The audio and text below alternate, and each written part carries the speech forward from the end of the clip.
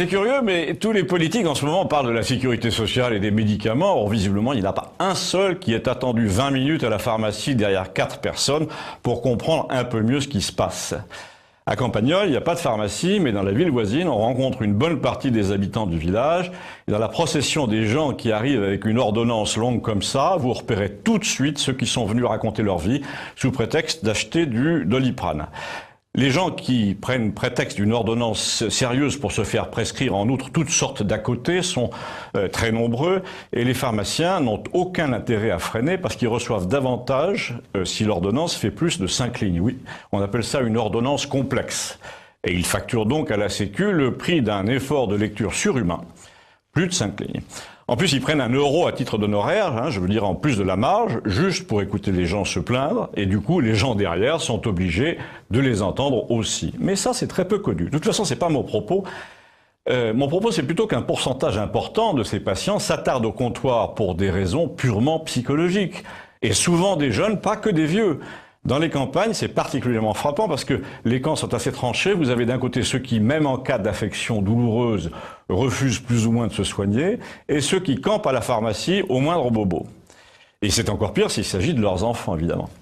Ce sont ceux-là qui constitueraient visiblement le levier d'un retour à l'équilibre de la sécurité sociale, mais comme ils sont hypersensibles, je veux dire dans leur tête, on ne peut pas les raisonner parce qu'ils se raidiraient aussitôt en disant « Quoi, on ose toucher à la santé de mes enfants ?» D'une manière générale, si les hommes politiques étaient un peu plus psychologues, c'est-à-dire déjà bienveillants, ensuite moins démagogues, ils comprendraient que le peuple a d'abord besoin d'être rassuré et que s'il était rassuré, il prendrait moins de médicaments.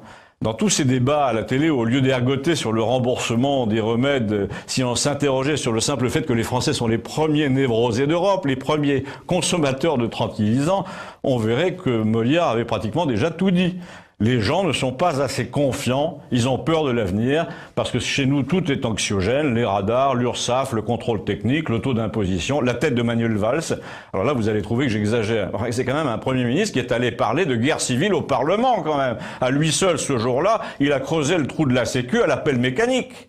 En plus, le traitement, le médicament préventif, les ordonnances à rallonge, tout ça, c'est le corollaire de l'épargne des ménages. Car plus on se soigne pour rien et plus on économise pour rien. En campagne où tout le monde se connaît, le rapport est assez facile à voir. Ceux et celles qui disent aux pharmaciens « Oh, moi je vois ma fille par exemple à les jambes lourdes », ou bien « Vous l'avez pas en sirop », ou bien « Je ne veux pas d'effervescence, ça me ballonne ». Eh bien tous ceux-là sont en même temps ceux, souvent en tout cas, qui ont un gros livret à la banque postale, qui consomment donc peu et qui plombent la reprise parce qu'ils ne consomment pas assez. Raison de plus pour les rassurer. Si vous pensez la même chose ou le contraire, dites-le moi, merci.